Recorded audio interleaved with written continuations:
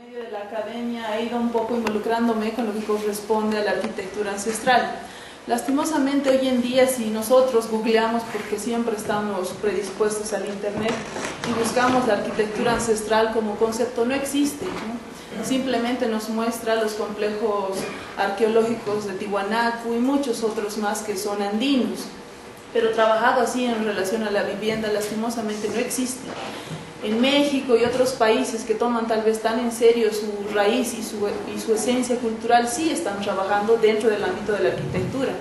Y ese ha sido uno de los elementos que me ha motivado a mí un poco a indagar, inicialmente visualizar qué es lo que pasa en nuestro contexto. Y aquí he ido visualizando que hay algo esencial justamente en esta parte del altiplano. Y esto obviamente los hilatas, sobre todo de las comunidades, no me van a dejar mentir, ¿no? A veces cuando se presenta esto en otras exposiciones piensan que simplemente son suposiciones, hasta invenciones, pero nosotros, si conocemos el área rural o sobre todo el altiplano, podemos visualizar este tipo de edificaciones y construcciones, ¿no? Entonces mi ponencia es la base simbólica de la arquitectura ancestral del altiplano. Ojo, simplemente es el caso del Ayllu Hachachambi, ya que obviamente la particularidad del sistema de viviendas va a variar en función al territorio donde nosotros nos encontremos. A veces siempre queremos globalizar y decir, no, esto no se visualiza en el norte, no se visualiza en el sur, en el este o en el oeste y demás. No es una globalidad, eso es lo que quiero que entiendan. Y bueno, vamos a empezar un poco a comprender de dónde viene esta base simbólica que se está presentando y lastimosamente ya está desapareciendo en el altiplano.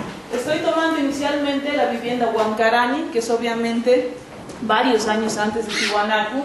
Ellos han trabajado la casita, la vivienda de base circular. No es un primer indicio que me da a entender esto. Posteriormente he visto Chiripa. Chiripa, por excelencia, ha trabajado sus viviendas de base rectangular, obviamente con mucha tecnología en piedra y demás. Lo que me interesa de Chiripa es la base rectangular. Posterior viene Tiwanaku y obviamente agarra todo este conocimiento y toda esta sabiduría de Huancarani y Chiripa, que eran antecesoras, y ellos plasman este espacio que se conoce como La Caraña, que no es muy conocido, pero se excavó en la década de los 90, donde se encuentra esta vivienda de base circular y otra de base rectangular. Entonces ahí hay un indicio para mostrar esta paridad en relación a la vivienda. Posterior se visualiza esta paridad en relación a la base cuadrada y circular también en las chulpas aymaras, ¿no? En muchos espacios territoriales se visualiza esta paridad. Y ese es un primer indicador que yo tomo como referencia. Y obviamente los putucus de los chipayas, que es la única cultura viva que todavía tenemos, que también trabaja la base circular. Hay incluso algunos putucus en Puno que tienen también la base circular y otros que tienen la base cuadrado, ¿no? Rectangular, que eso todavía habría que analizar por qué se ha conformado de esa manera. Por otro lado también, como el Filata explicaba hace rato, nosotros ya nos estamos acostumbrando a esta lógica occidental donde nos mencionan que solo importa la parte material y lo privado, ¿no? Ya no importa lo comunitario porque siempre es mejor si yo bueno, para lo que corresponde a la parte individual hay mejor o más beneficio. Y la parte comunitaria, colectiva, pues prácticamente queda relegada. Eso ha pasado en la territorialidad, eso pasa en la vivienda y eso pasa en nuestras vidas a diario. Y la parte espiritual pues simplemente queda anulada y parece ser que un poquito está tratando de compensarse con esta parte de la religión.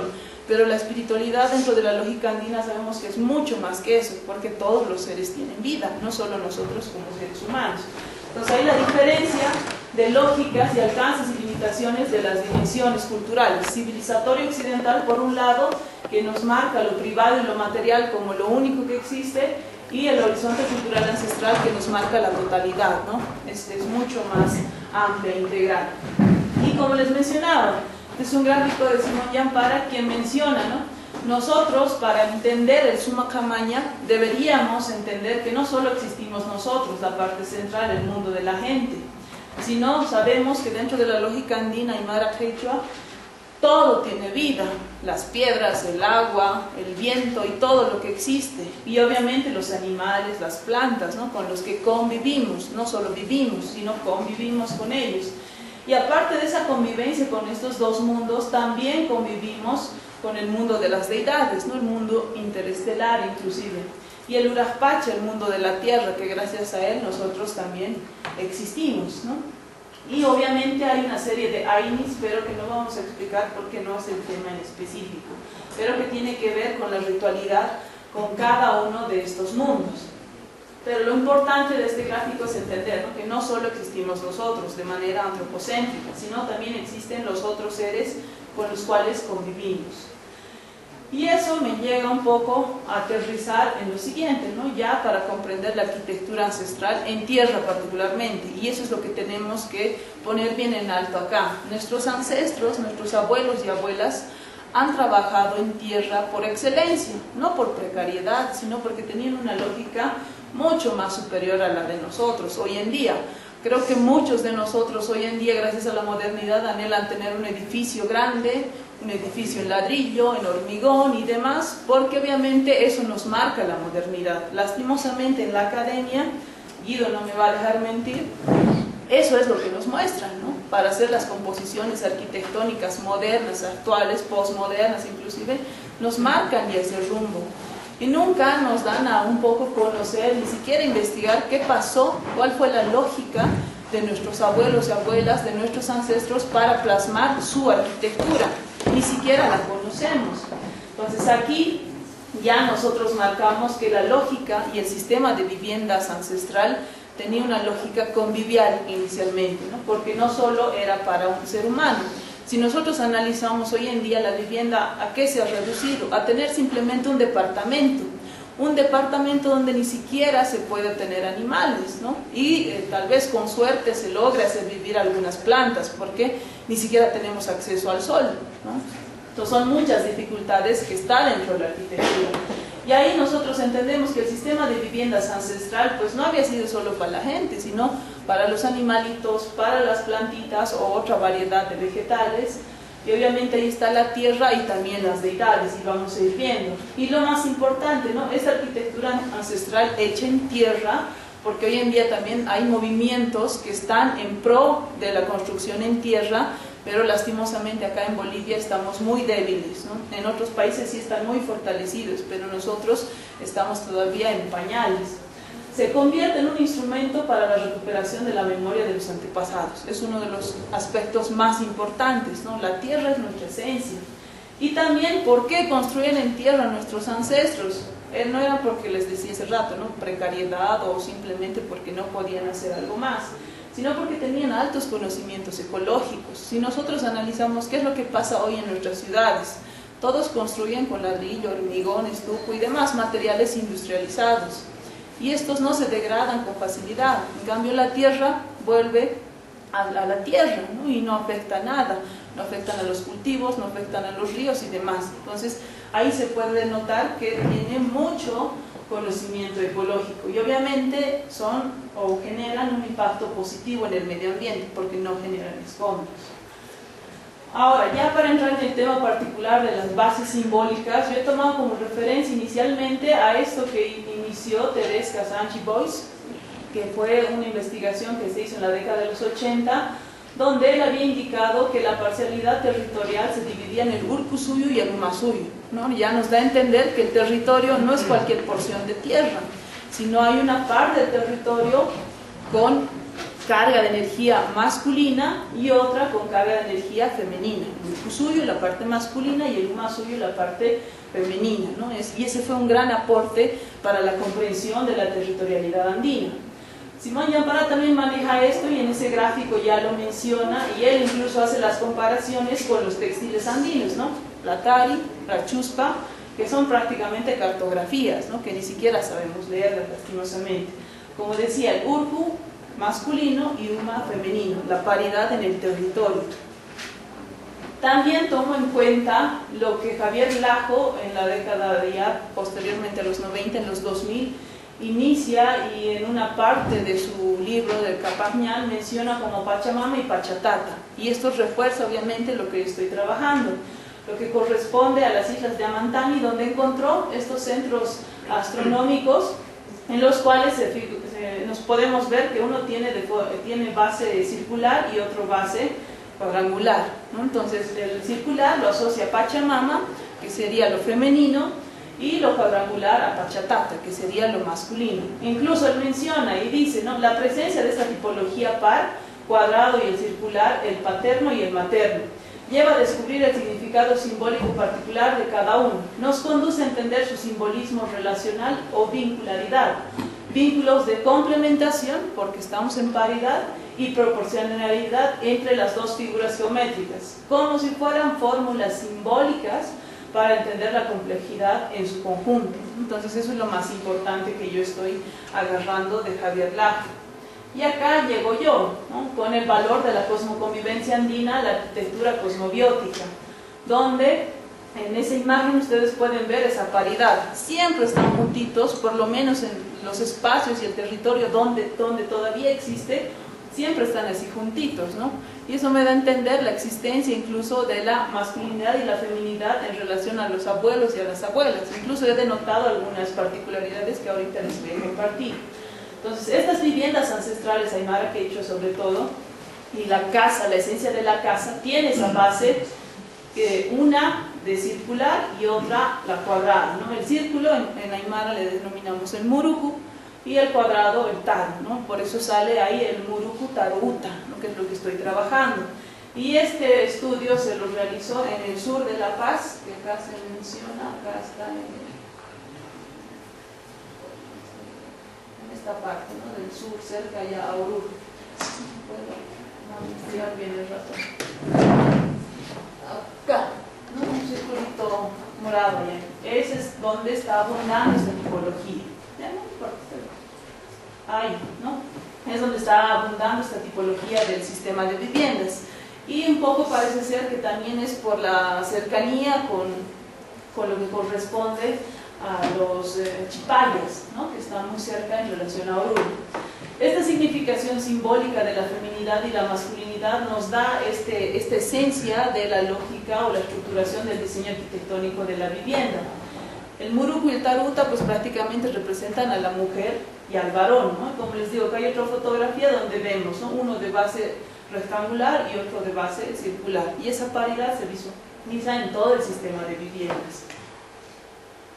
Y esto es lo que he podido un poco rescatar gracias a la oralidad, gracias a los abuelos y a las abuelas también, que todavía tienen su sistema de viviendas de cierta manera un poco ya degradadas, otras que están un poco mejor conservadas. Lo que se ha podido visualizar son tres espacios, ¿no?, tres espacios grandes, a diferencia de lo que corresponde a lo que nosotros tenemos hoy en día. Nosotros hoy en día nos hemos acostumbrado a tener un rectángulo, posiblemente lo más repetido, como nuestras referencias, ¿no?, y en eso construimos, sobre todo en el Alto, que venimos, somos hijos de migrantes, y acá en La Paz un poco también se ha repetido eso, pero por la topografía no tanto. Entonces, lo que se ha visualizado inicialmente es el utamanca, que sería la casa adentro, donde prácticamente pasa o estamos realizando todos los quehaceres del diario vivir. Estaría ahí el murukuta y el taruta particularmente, ¿no?, como esencia. En el utataipi ya es un espacio centro articulador y nos articula tanto el utamanca como el utanca. El utanca es la casa hacia afuera. La diferencia está en que nosotros acá tenemos una base rectangular que correspondería al patio, pero también hacia afuera todavía tenemos otros espacios. En cambio, hoy en día, ¿qué pasa con los departamentos? Simplemente está una referencia cuadrada o rectangular y ahí termina la casa, ¿no? En cambio, acá hay otra particularidad y hay esos tres espacios. Pero la esencia y la base de este sistema de viviendas es esto, ¿no?, el murukuta y el taruta. Entonces, acá incluso dentro de las técnicas constructivas, y ahí tenemos que hacer incluso una queja, lastimosamente en la academia ni siquiera nos enseñan cómo se hace una tapia, cómo se hace un adobe, y solo nos enseñan ladrillo, hormigón y demás, ¿no?, materiales industrializados. Y muchas de estas técnicas, pues lastimosamente ni siquiera ya las conocemos y practicamos hoy en día, ¿no? Es algo ajeno, algo que era totalmente nuestro, hoy día queda como ajeno. Entonces visualizamos que estos elementos constructivos, cimiento, sobre cimiento, muros, revoques, techos, cubiertas, que aquí se mencionan los materiales con los cuales se trabajaban y algunas variantes, pues hoy en día ni siquiera las conocemos. Vamos a visualizar acá en fotografías más grandes, ¿no? Por ejemplo, hay cimientos, y esto también tiene que ver con toda una lógica y conocimiento. En algunos espacios vamos a ver que tenían cimientos de piedra y obviamente argamasa de barro, en otros no, directamente se construía sobre la tierra. Y eso era por el nivel freático, ¿no? En algunos espacios el nivel freático era alto, entonces de nada nos servía cavar porque nos encontrábamos con el agua. Los abuelos y las abuelas ya sabían todo esto, entonces conocían el territorio y sabían cuándo tenían que hacer cimientos con piedras y demás y cuándo tenían que hacer directamente sobre el terreno. Tenemos aquí otra variedad de tapia, una conjunción de adobe y tapia y este entramado de tolas, que es algo muy particular que ocurre también en el altiplano. No he visto en otro espacio territorial, solo ocurre en el altiplano, es ese apilado de tolas secas y se conforma un espacio, que es la cocina, y ahorita lo vamos a ir visualizando, ¿no? Otra variedad, incluso en la posición de lo que corresponde al adobe. Hoy en día con el ladrillo se habla de la puesta soga, tizón y pandereta, y en el adobe también ya los realizaban nuestros abuelos y abuelas. Aquí también visualizamos otro tipo de construcciones, este particularmente estaría pandereta, por eso es más estrecho, inclusive todas sus dimensiones tienen que ver con esta posición, con el adobe. Y las puertas, si bien en las fotos de un poco más recientes se menciona que antes las puertas eran simplemente de láminas de cactus, ¿no? Como está ahí en el gráfico. De esa manera se componía, eran materiales totalmente naturales, como podemos visualizar, todas las cubiertas hechas con paja, que también tenía toda su tecnología, ya sea con el atacta, que era como una lámina de adobe y paja, o simplemente con tres capas de paja que tenía también toda su tecnología, ¿no? Esta es la parte de la cubierta y fíjense cómo nuestros abuelos y abuelas se han dado los modos para realizar su arquitectura. No necesitaban vigas como hoy en día estamos acostumbrados a pedir posiblemente más del oriente, sino pedazos de rama que lo envolvían con la pala, que era la paja trenzada prácticamente, o con cuerdas de lo que correspondía a vaca y otros animales más, ¿no? Entonces de esa forma componían la estructura, lo que hoy en día en arquitectura llamamos como la cercha de la vivienda. Y aquí visualizamos mejor, ¿no? Esta estructura del murucuta, que corresponde a este como telaraña, y del taruta, ¿no? Que ya tiene otra tecnología también. Y bueno, acá en el dibujo se visualiza cómo están tendiendo con una lámina de tasta en estos putucus, o los putucus de los chipayas particularmente, ¿no? Porque es un estudio de los chipayas que se graba. Y esta parte de los pisos, ¿no? Los pisos simplemente eran de tierra, simplemente nivelada o en algún caso apisonada. Entonces visualizamos el espacio de la cocina, el espacio ya interno de lo que corresponde al murucuta, pero obviamente ya está muy abandonado, ¿no? Y este espacio ya que queda afuera, que corresponde a la parte de la chacra. Y esto es lo más importante, ¿no? Les decía, hemos podido visualizar en la investigación tres espacios: el Utamanca, el Utataipi y el Utanca, ¿no? Que corresponde al espacio de adentro, al espacio intermedio, que sería el central, articulador, y al espacio de afuera. Dentro de lo que corresponde al Utamanca está este elemento que es uno de los principales, el murucuta. Incluso hablando con las abuelas y obviamente con mis padres, he podido rescatar de que incluso se hace una representación metafórica de la mujer. Muchos mencionan que en el murucuta vivían todos los miembros de la familia, ¿no? Y particularmente los más pequeñitos, más próximos a mamá y papá, y los más grandes ya cerca a la puerta, porque ya iban a conformar una nueva célula, una nueva jaca. Entonces, ¿por qué se representa también el vientre materno? Porque mencionan que cuando la mujer daba a luz, en este espacio se resguardaba y también cumplía función de hospital, y las abuelas recomendaban que por lo menos estén 3 meses ahí dentro para que sus ojos y toda su anatomía, que se encontraba débil después de dar a luz, obviamente se reconforte nuevamente, ¿no? Entonces por eso se hace esa metáfora y se dice que representa el vientre materno, aparte de toda esta actividad diaria que se realizaba en este espacio. Los elementos que encontramos ahí adentro son el keri, que es un elemento indispensable, sobre todo para esta época del Huaychipacha, porque estamos presentes con la nevada, con los fríos, con los vientos y demás, ¿no? Entonces, en esta etapa exclusivamente el keri funcionaba como la estufa, ¿no? Que hoy día ni siquiera conocemos. También tenían unos orificios que se denominan los tojos, que son unos orificios pequeños de 20 por 20, por donde entraban los rayos solares, pero también cumplía la función de chimenea, ¿no? Por lo que se generaba con el keri. Y también tenían unas astas de toro, ahí como en la fotografía se está señalando unas astitas de toro, que menciona que era justamente para la integridad, sobre todo de la salud de los hijos, ¿no? Y sobre todo las malas energías, una protección. Y adentro se menciona que tenían una chacanita, una crucecita o una estrella, que servía y también representaba a la Pachamama, y otros también dicen que resguardaba, ¿no? Y era una protección. El otro elemento es el taruta, que es su par. Este generalmente se utilizaba de depósito, pero también en algunas oportunidades para habitar, ¿no? Sobre todo cuando tenían los cargos de autoridad y llegaban de otros aylus, de otras marcas, entonces se quedaban en estos tarutas, que a veces no solo existía uno, podían ser 2 o 3, y se quedaban ahí. Entonces ese espacio nos servía como cuarto para las visitas, lo que hoy en día en arquitectura denominamos, ¿no? Pero era un espacio también para habitar. Su función principal era la despensa y el depósito, porque ahí se podía acumular lo que corresponde a las herramientas y otros elementos más del trabajo agrícola, por sobre todo.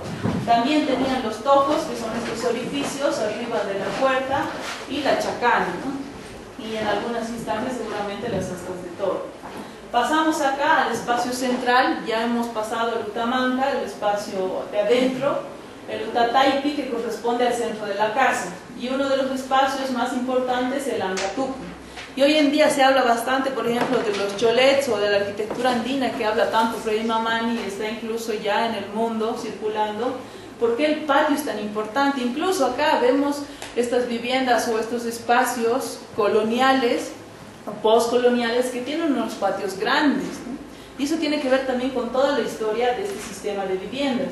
En todos estos que se ha podido relevar, y al final vamos a visualizar unos cuantos de ellos, el patio tiene un espacio grande en relación a la proporción de los otros elementos o los otros espacios, como el Murucuta y el Taruta. ¿Por qué es tan importante? Porque es la sala abierta, ¿no? Cuando tenían reuniones nuestros abuelos, ahí se reunían y realizaban la fiesta, ¿no? Y ahora un poquito hacen todavía eso con los prestes. ¿Y por qué también sigue siendo importante el patio? Porque si nos damos cuenta, ahí está la conexión cosmo-convivial. ¿Por qué convivial? Porque estamos ahí pendientes de los animales, de las plantas y demás, ¿no? Con todo lo que es visible posiblemente. Y cosmo-convivial, porque ahí tenemos la única conexión del Alajpacha con el Mancapacha. Entonces ahí se articula el Acapacha, como muchos conocen, que ahí estaríamos nosotros involucrados incluso de manera energética. Y en los cholets hoy día parece ser que el vestigio son las terrazas, porque todavía tenemos esa conexión con el Alajpacha. Por crecer en altura ya no tenemos conexión con el Mancapacha, pero por lo menos todavía tenemos la conexión con el Alajpacha, ¿no? Entonces, por eso las terrazas en estos cholets son importantes, no simplemente por tener su choletcito ahí arriba, sino por esa conexión energética con el Alajpacha. Pero lastimosamente tampoco se menciona eso, ¿no? Entonces, uno de los elementos importantes del Ancatucu es la tapilla, que son una especie de asientitos acá, si se puede visualizar, no sé si visualiza bien, ya está un poco desmoronándose obviamente por tanto tiempo, por la lluvia y demás, que también servían de recubrimiento a los cimientos, ¿no? Entonces tenían como que una doble función. En estas tapillas se generaba el aculli, venían los vecinos, los gilatas, las cuyacas, y se podía compartir ahí hojitas de coca, ¿no? Para conversar. Y también tenía un elemento que es el Sahuampunku, que es la puerta, y siempre o generalmente estaba orientada al este. Dentro del Utataipi también está el Keri y la quincha, que corresponden a quincha, si bien en otros espacios territoriales, sobre todo en Ecuador y otros más, la quincha, por ejemplo, es una técnica constructiva, ¿no? Similar al bahareque que nosotros conocemos aquí en Bolivia. Pero la quincha aquí se menciona como este espacio semicircular que está delimitado por el afilamiento de la tola. Incluso se ha visto una variación. Yo generalmente siempre visualizaba ¿no? Tipo circular y con su puertita, pero viendo, analizando, investigando y observando he visualizado otras variantes. Entonces ya no solo está la quincha, sino también está la mancaña quincha, que sería el comedor, porque nos sirve como espacio para compartir también la comida, ¿no? Y el elemento importante que es el keri, ¿no? Que es este fogoncito de arcilla, que hoy en día también creo que ya se ha industrializado con el barro, pero obviamente está en la comida, el sabor de la comida, ¿no? Es otra. Y otro elemento importante y particular es ¿no? Que hoy en día se le conoce simplemente como el batán, donde está el moroquito, y también la otra piedra grande, que es el picaña o Aitiquiyañacala, que siempre está igual con piedras pares. Otro de los elementos que es muy interesante y obviamente hoy en día ni siquiera se conoce es la pirua. Son estas estructuras de barro que corresponden a unas dimensiones pequeñas, de 60 por 1 metro, y tienen un orificio superior y un orificio inferior. No tienen puerta, entonces servían para el depósito de los granos, de los chuños y otros elementos más que corresponden a los alimentos. Y las pilonas, que eran depósitos de los forrajes, ¿no? Un poquito me voy acelerando. El guaypauta, que correspondía a la casita de las gallinas, eso generalmente estaba dentro del patio porque se tenía que cuidar de los animales rapaces. El tantaluraña putu, que corresponde al hornito, que también es un elemento importante dentro del sistema de viviendas y está en la parte central, y eso sobre todo se utilizaba en noviembre. El umapupu o la cotita, que también corresponde a esta convivencia con el agua, ¿no? La esencia y la importancia del agua, pero hoy en día también está siendo reemplazado por este sistema de aguas que se está generando como programas del gobierno. El ibijauyu, que corresponde al corral de las ovejas, e incluso tiene hasta secuencias, ¿no? No solo un espacio, sino hasta más de 3, porque los abonos posteriormente se los tenían que recoger. El huacachiñuña, que también corresponde a un espacio no delimitado como el de las ovejas, pero era un espacio para las vaquitas, ¿no? Entonces me voy apurando. El uibiri samiri, que es un espacio sagrado, y ahí la importancia de la parte espiritual para la vivienda. Esto ya ni siquiera existe en nuestras viviendas, ¿no? Era un espacio que simplemente conocía la familia. En este caso la foto muestra el uibiri de la familia. Si se fijan, es una tola. Es una tola que está muy lejana al sistema de viviendas, pero ahí, sobre todo el 21 de diciembre, que es el inicio o lo que correspondía legalmente a las alacitas, es donde se realizaban los animalitos pequeños, las illas y las ispayas. Posteriormente en estos espacios se los enterraban, ¿no? Pero hoy en día incluso los abuelos dicen que ya no practican esto, ¿no? Ya no hay tiempo para eso. O algunas chayas también que se realizaban en estos espacios que solo la familia conocía, no era algo muy conocido. Entonces acá hago una comparación de materiales en relación a la arquitectura ancestral y la arquitectura con imitación urbana. La base del diseño del plano es redondo cuadrado, en cambio lo de hoy en día simplemente es cuadrado y los mini departamentos, ¿no?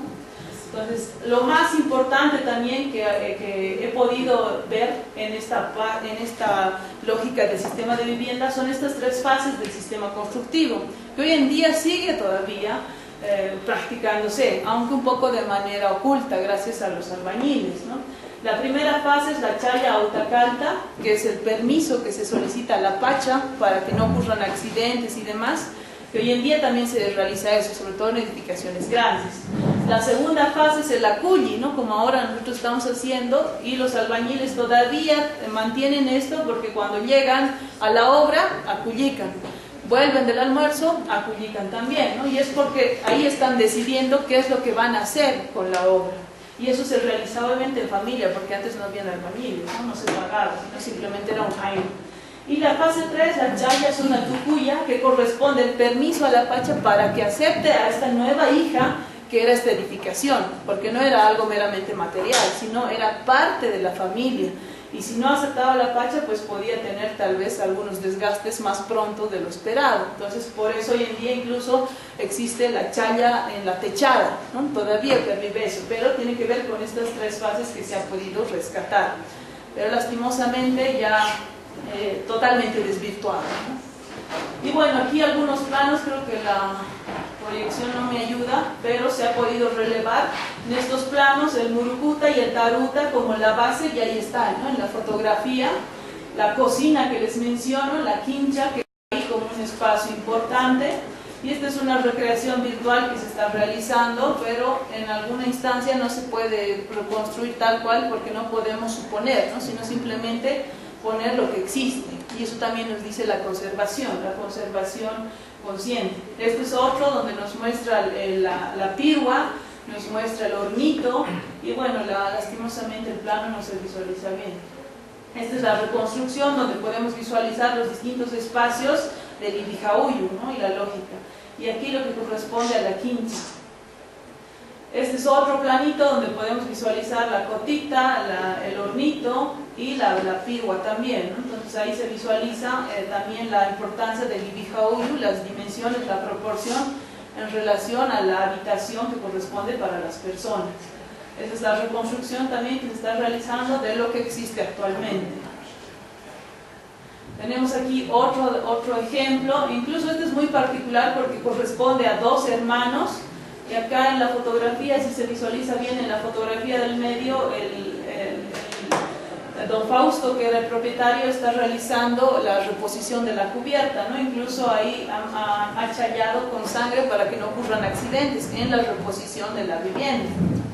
Lo particular de esto es que la parte que corresponde al hermano, al varón, no tiene la quincha. En cambio, la parte que le corresponde a la mujer sí tiene la quincha, y eso se ha podido visualizar también en las viviendas, en el sistema de viviendas donde las mujeres están presentes y están vivas todavía. La quincha y un poco toda la integralidad del sistema de viviendas todavía pervive mejor. En cambio, donde están sobre todo los varones, ya no existe la mayor de todos los elementos que se ha podido mencionar. Entonces esta es la reconstrucción que se ha visualizado. Hay dos tarutas y hay dos murucutas porque correspondía a dos familias, pero hoy en día, como son hermanos, se están compartiendo todo el espacio, ¿no? Y aquí lo que les hablaba, esta es la quincha y esta es la montaña quincha, ¿no? que es el espacio del comedor, a cielo abierto, porque también tenían que estar pendientes de lo que ocurría sobre todo con el ganado. Este es otro también que se ha podido relevar, pero fíjense, las piruas, ¿no? Ya no existen, ya no se utilizan, ya no les importa. Los hijos y las hijas se han ido al extranjero y han vuelto, pues, y no les interesa. Lo mismo, ¿no? La reconstrucción. Aquí no existía ya la quincha, pero había por lo menos un poco de lo que corresponde al apilamiento de las tolas, y el jeri todavía estaba ahí. Este es otro también donde nos muestra las piruas, la quincha. Y bueno, se han hecho muchos relevamientos y se ha podido visualizar la existencia paritaria del murucuta y el taruta. En este particularmente el murucuta estaba en la parte central, y la propietaria nos ha dicho, por la facilidad ya no hemos hecho el murucuta y simplemente hemos hecho uno de base cuadrada, porque es más fácil. Y bueno, ya como final, porque me estoy comiendo un poco más el tiempo, yo un poco estoy trabajando sobre que estas viviendas considero que son parte del patrimonio arquitectónico del altiplano, pero que lastimosamente no se los valora así. Tal vez cuando nosotros vamos al altiplano vemos esas casitas de adobe y son pues casitas nomás, ¿no? De los campesinitos, y ahí quedó. Pero si vamos más adentro y entendemos esta lógica, sobre todo esta lógica paritaria, entendemos que realmente tenemos un patrimonio de arquitectura en tierra, que ni siquiera se lo valora. Es un complejo de sistemas de viviendas humanos y convivencia con los otros mundos, como decíamos, ¿no? Los animales, el agua, las plantas, las huacas y la tierra. Y también tenemos que mencionar que estos están lastimosamente en proceso de desaparición y ni siquiera los conocemos, ni siquiera conocemos esas técnicas constructivas, porque lastimosamente los abuelos y las abuelas, que son libros abiertos, están falleciendo, y con ellos está muriendo todo este conocimiento y ni siquiera está documentado. Eso es lo más indignante, ¿no? Y bueno, lastimosamente este sistema de viviendas carecen de cuidado y políticas de conservación. Mejor es reemplazar ladrillo por este adobe. El ladrillo es mucho más fácil de conseguir, es un patrimonio ignorado y están siendo sustituidos por la oferta del mercado, ¿no? Es más fácil conseguir ladrillo, es más fácil conseguir estuco, hormigón y demás. Hasta para los albañiles es más cómodo que hacer adobe, que hacer tapia y demás. Entonces, toda nuestra esencia como construcción en tierra, pues lastimosamente está desapareciendo. o se está mezclando totalmente con estos materiales, ¿no? ¿Y por qué? Por las políticas estatales municipales, porque no seamos, o bueno, no dejemos mentirnos, las políticas estatales, ¿qué es lo que está haciendo? Hace un modelo de vivienda y lo implanta en la Amazonía, lo implanta en el Chaco, lo implanta en el altiplano y donde fuera. Ni siquiera saben si es la orientación este o este y demás, ¿no? La cosa es que esté ahí y se haga el proyecto. Y por eso las familias posteriormente ni siquiera las habitan. Y otros son los municipios, ¿no? Tampoco como políticas de conservación, y ellos que están más próximos digan, ya ahora vamos a hacer políticas de conservación y que se conserven estas viviendas. Lastimosamente no es así. Prefieren hormigón, ladrillo para hacer algunos proyectos y listo, ¿no? Entonces, gracias a esta práctica repetitiva de los modelos urbanos, y hasta los hijos e hijas tenemos esa culpa porque ni siquiera somos conscientes, ni siquiera lo valoramos, ¿no? Entonces, gracias a esos modelos urbanos civilizatorios, pues todo esto está desapareciendo. Está así, ¿no? Fíjense cómo está. Los pajaritos ya están tomando posesión de esas viviendas, el tiempo no pasa en vano y están así lastimosamente. Y duele ver esto, ¿no? No hay políticas que conserven este patrimonio que todavía ni siquiera es patrimonio, está ignorado lastimosamente. O está siendo sustituido de esta manera, ¿no? Ladrillo, hormigón, metal, y todavía las viviendas de gran altura, aquello que corresponde a las viviendas del gobierno, el ladrillo, calamina, hormigón, y está rompiendo totalmente con el contexto del lugar, lo que en arquitectura nos enseñaban como el genius loci, o la esencia del lugar. Ya no hay esencia del lugar ahí. Entonces, ¿qué estamos haciendo como arquitectura? Pues a la academia debemos interrogar bastante, ¿no? Y en las ciudades se visualiza esto, y este es el futuro de las comunidades y del área rural, ¿no? Nos encanta construir en hormigón, en ladrillo y demás. Las vaquitas están viviendo con la basura y con todo esto que nosotros depositamos en los ríos, en los barrancos, sobre todo este de Achocalla, y ahí está, ¿no? Ese creo que es la modernidad. En las avenidas se visualiza eso.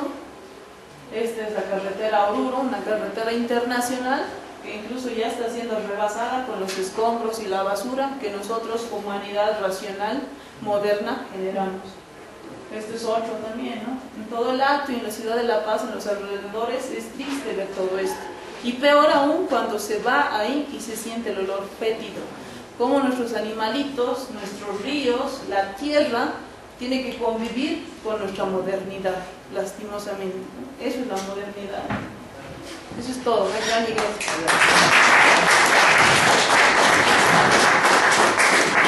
Muchas gracias.